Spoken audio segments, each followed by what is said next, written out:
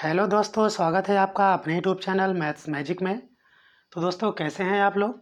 आशा करता हूं अच्छे होंगे, ज़बरदस्त होंगे और अच्छे से अपनी तैयारी कर रहे होंगे। तो दोस्तों, आज मैं इस वीडियो में आपको बताने वाला हूं क्लास 10th में जो पूर्ण वर्ग विधि से द्विघात समीकरण हल करना होता है उसको किस तरीके से हल करते हैं। ये रहा सवाल। 3x² + 10x + 3 = 0। इसे हमें हल करना है।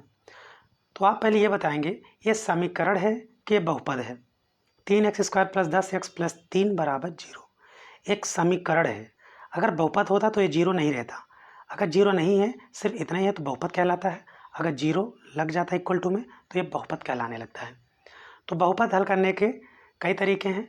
मैंने नेक्स्ट वीडियो में, इसके पिछले वीडियो में मैंने आपको सिखाया है कि गुणनखंड विधि से किस तरह द्विघात समीकरण हल करते हैं।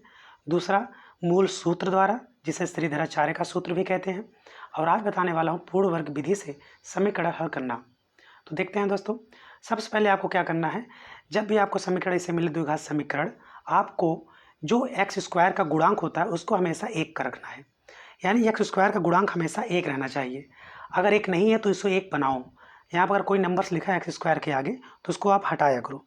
हटेगा कैसे? जैसे यहाँ 3x² है, यहाँ से हमें 3 हटाना है, तभी x² का गुणांक 1 बनेगा। तो क्या करेंगे, 3 को हटाने के लिए अगर हम 3 से भाग दे दें तो 3 कट जाएगा। तो लिखेंगे कि दोनों पक्षों में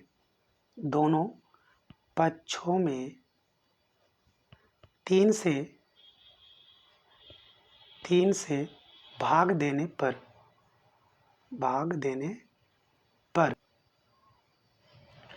जब 3 से भाग देंगे तो हो जाएगा 3x² बटा में 3 प्लस 10x बटे में 3 प्लस 3/3 बराबर 0। 3 से भाग देंगे, 3 से 3 कट गया। x² प्लस 10/3x प्लस 3/3 से 3 में कट जाएगा तो 1 हो जाएगा, इक्वल टू 0। अब क्या करते हैं, अब जो अचर पद होता है उसको आपको राइट हैंड साइड भेजना है। और यहाँ देखो x² का गुणांक 1 हो गया। तो अब क्या करेंगे, x² प्लस 10/3x, 1 जब राइट हैंड साइड जाएगा तो प्लस का माइनस हो जाएगा। अब दोस्तों यही समझना। अब इसके बाद क्या करते हैं, जैसे ही x² का गुणांक 1 हो जाता है और अचर पद को राइट हैंड साइड भेज दिया जाता है, उसके बाद हम देखते हैं x का गुणांक। x का गुणांक कितना है? x का गुणांक है 10/3। x के गुणांक में आपको हमेशा 1/2 से गुणा कराना है, चाहे जो समीकरण आप हल करें। पूर्ण वर्ग विधि से अगर आप कर रहे हैं, x² का गुणांक 1 बनाने के बाद जो x का गुणांक बचता है उसमें 1/2 से मल्टीप्लाई कराते हैं। मल्टीप्लाई कराने के बाद 10 × 10, 3 दूना 6। उसके बाद हम इसका वर्ग कर देंगे। वर्ग करने के बाद 10 धामा 100 और बटे में 6 छंग 36 हो जाएगा। अब ये जो 100/36 आया है वही इस समीकरण में दोनों पक्षों में जोड़ देंगे। कैसा समझा आपने? जब x² का गुणांक 1 हो जाए तब आपको सेकंड नंबर में क्या देखना है, x का गुणांक देखना है। x का गुणांक जो भी रहे उसको लिखो और हमेशा 1/2 से मल्टीप्लाई कराया जाता है। उसके बाद गुणा कराने के बाद बचे हुए जो आंसर आएगा उसमें उसका आप वर्ग कर देना है।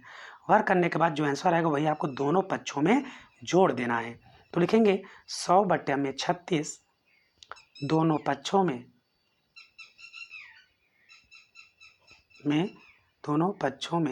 जोड़ने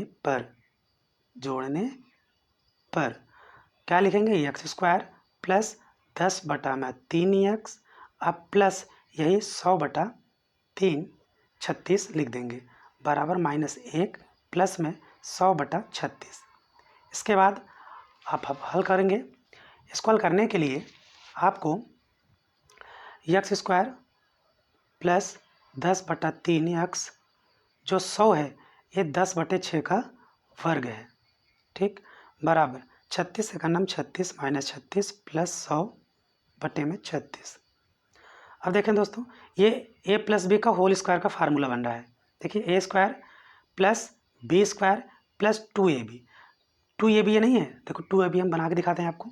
x² प्लस सूत्र क्या होता है 2ab, तो लिखो 2a हमारे पास x है, b कितना है 10/6। अगर इसको हल करने पर अगर b वाला मध्यपद मिल गया तो ये a प्लस बी का होल स्क्वायर माना जाएगा। 100 में से 36 घटेगा 64/4 36 आएगा। उसके बाद क्या करेंगे, 2 तिहाई 6 कैंसिल हो गया, तो क्या यक्स स्क्वायर अपान में यक्स 10x बटा में 3, देखो वही आया कि नहीं आया, यही 10x बटा 3 मिला कि नहीं मिला। तो हम नहीं कह सकते, हम कह सकते हैं ना कि ये a प्लस बी का होल स्क्वायर है। देखो a square plus B square plus 2ab, तो 2ab बना के मैंने प्रूव किया, ये वाला मिल गया हमारे पास। अब ये बन गया a प्लस बी का होल स्क्वायर। तो आपको यहाँ से a लेना है, अगर यहाँ प्लस है 2ab के बगल प्लस है तो प्लस लेना है, और यहाँ से b उठाना है और लगा देना होल स्क्वायर। इसको आप सॉल्व करोगे तो यही आपको पुनः मिल जाएगा। तो ये a प्लस बी का होल स्क्वायर, यदि यहाँ माइनस है तो आप माइनस लगा देंगे, बराबर 64 बटा में 36।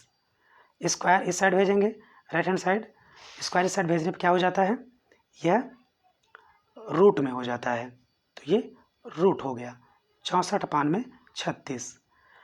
अब यक्स प्लस 10 बटा में 36 बराबर 64 का वर्गमूल 8 और 36 का वर्गमूल 6 हो जाएगा। उसके बाद सॉरी आपको यहाँ दिख नहीं रहा था, देखेंगे स्क्वायर इस साइड भेजेंगे तो ये रूट हो जाएगा, और यहाँ एक्स प्लस 10 बटे 6 बचा बराबर 64 बटे 36 रूट में 64 वर्गमूल 8, 36 वर्गमूल 6, एक्स प्लस 10 बटा 6। एक्स का मान निकालना तो 10 बटे 6 इस साइड भेजना है। आपको पता है कि रूट से निकलने के बाद प्लस माइनस के साथ आता है, ठीक है। तो सबसे पहले भी आप क्या करेंगे, 10 उस साइड भेजेंगे, तो 8 बटे में 6 माइनस 10 बटे 6। मैंने पहले धन वाला लिया, यानी पहले धनात्मक लेने पर, धनात्मक लेने पर तो हर बराबर है, घटा देना है, हर बराबर है 10 में 60 जाएगा, माइनस 2 बटे में 6, 2 एक 2, 2 3 6, तो -1/2 एक ही आ गया। और इसके सेकंड वाला मूल अब ऋणात्मक ले लीजिए। अब x प्लस 10 बटा 6 बराबर -8 बटे 6, ऋणात्मक लेने पर क्या लेंगे, ऋणात्मक लेने पर, तो x प्लस 10 बटे 6 उस साइड जाएगा, -8 बटे 6 माइनस 10 बटे 6 हो जाएगा। हर बराबर अंश जोड़ देंगे, -10 8 18 बटे 6, 6 3 18, तो इक्वल टू -3। देखो 2 मूल आपको निकल गए, एक -3 निकला है और एक -1/2 निकला है। तो दोस्तों उम्मीद करता हूँ आपको यह समीकरण पूर्ण वर्ग विधि से इक्वेशन बनाना आपको बहुत अच्छी तरीके से समझ में आ गया होगा, ठीक है दोस्तों। तो यह मेरा वीडियो आपको कैसे लगा कमेंट में ज़रूर बताएं। यदि आप चैनल पर नए हैं तो चैनल को सब्सक्राइब जरूर कर लें। धन्यवाद दोस्तों।